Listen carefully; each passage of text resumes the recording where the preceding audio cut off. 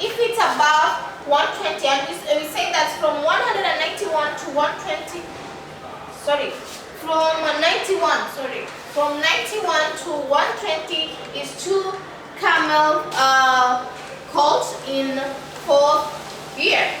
What if it's more than 120? So we are saying when the number of camels exceed 120, then 1 goat.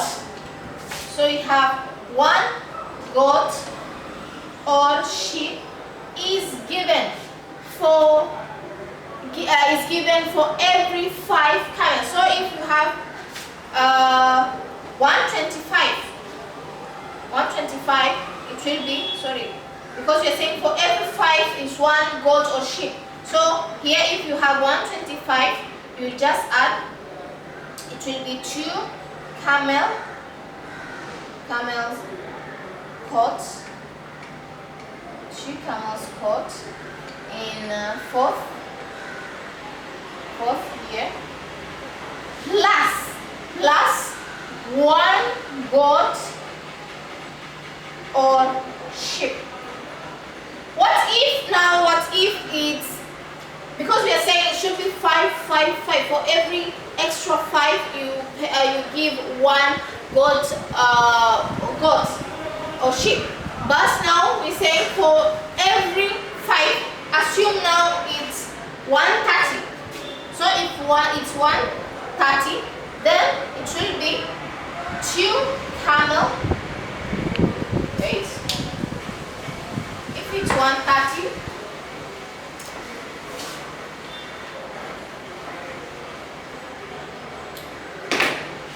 so if it's 130, we are saying it will be 2 camel colts in 4th year.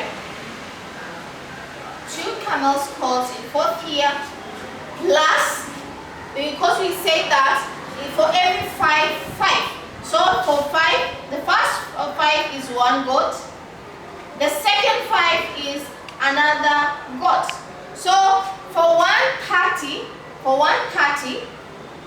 it will be 2 camel colts in 4th year, plus 2 goats. So that's how you calculate the number or the rate of the zakat for the camel.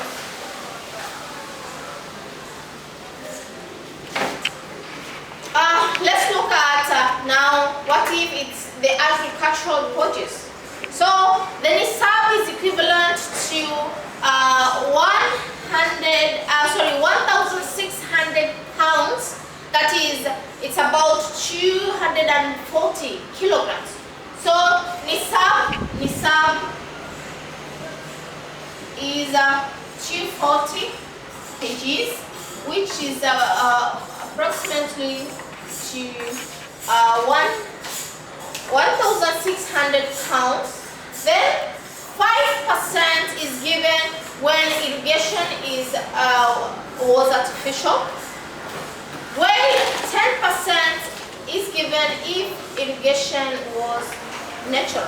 So we are saying that for the produce, if you have from 240 kgs and above, because this is the nisab, if this is the nisab, so if it's 40 and above, for irrigation, if it's artificial, we're saying irrigation is artificial, that is artificial is 5%, and natural is 10%. Why so? You may ask yourself, why is it 5% for artificial and 10% for the natural? So here, for artificial, obviously you will have to use a lot of resources, that is a lot of money to cultivate your produce or whatever you are cultivating. But if it's natural, just you wait for rain to do its thing. So that's why for the natural is higher than the artificial, because here you'll have to spend, but here you won't spend anything. That's why it's for the natural is higher than the artificial. So let's look at now the importance of zakat. We'll start with the spiritual importance. We say that one, a believer gets rewards by fulfilling this third pillar of Islam. So we know that zakat is the third pillar of Islam. So when you do it, you will be rewarded by Allah subhanahu wa ta'ala. And it is also a commandment of Allah subhanahu wa ta'ala, and therefore must be observed by every Muslim who qualifies to give it. So if you are Muslim, and because it is a command, we are ordained by Allah subhanahu wa ta'ala to fulfill this command. If one qualifies, then it is a must for us to do it. So that is another importance. We are also saying that giving of zakat purifies the wealth of the giver. So when you give zakat, that is especially in zakat al-mal, so it purifies your wealth.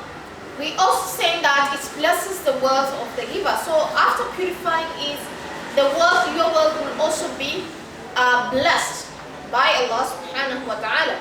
Then the institution of zakat enables one to fulfill his religious obligation. So when you fulfill or you observe this obligation as a commandment from Allah, then you are fulfilling your obligation, the religious obligation. Then it develops a spiritual growth and piety. So when you observe, because it's a commandment, you will be showing, first of all, you develop a growth, that is spiritual growth, and you show piety to the Lord. Under the social importance, we're saying that it creates good relationship between the giver and the receiver. That is the one who is giving zakat and the one who is receiving zakat. It also removes jealousy, mistrust of the rich. So if you give a portion of whatever you have, it removes that jealousy from the poor and mistrust from the rich. Then it also restores hope, dignity, and worthiness of the poor. So when they get the zakat, it brings for them hope and also respect to them. They feel that they want something in this life.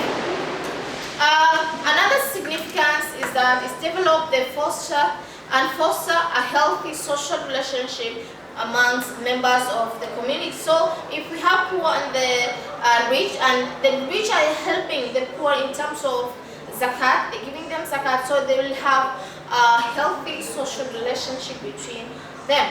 Then it removes pride, selfishness, and also greed among the rich. So if the rich are giving whatever they have, a share of whatever they have to the poor, then it will remove that is the pride in them and selfishness and also greediness to wanting more wealth.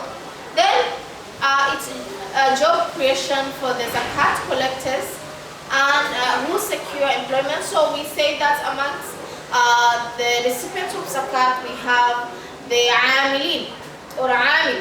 So these are the zakat collectors. So they are employed. So that is in giving out and collecting zakat. So they'll have it's kind of a job opportunity for them. Then fighting corruption. That is because we have the recipient, the prescribed recipients of zakat, so there won't be any corruption. Then also we have the rest that one should give out, so there won't be corruption in that either. Then clearing debts of citizens, because it say one of the recipients are the debtors. So if we have people who own maybe the bank or anybody, and you clear the debt, so it will be easy for them to continue with their life unstressed. Then it helps foster equality among the Muslims. So there will be equality because there is sharing among the Muslims. Then it also promotes unity and brotherhood among the Muslim Ummah, because we say when you share, there is a love between the rich and the poor, and they eventually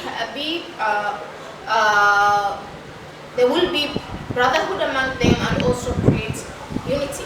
It also fosters love among the Muslims. So if we have unity, if we have brotherhood, obviously there will be love among the Muslims in the community.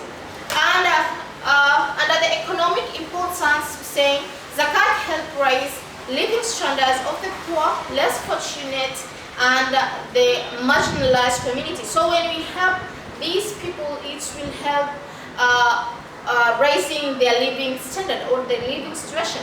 It also helps the poor and needy by relieving their hardship and problems. So we know that for the poor and the needy, they have a lot of problems, that is, be it social, be it economic. But if you share with them whatever you have, then it will release the hardship that they have. Then it helps create a self-supporting community, which does not require financial or economic assistance in form of food or material. So this enables the Muslim community to be self-reliant and independent. So when we share, we won't be needing any support of food or whatever from the NGOs, because in the Muslim community, when the rich assist the poor, then we will be self-reliant and also independent.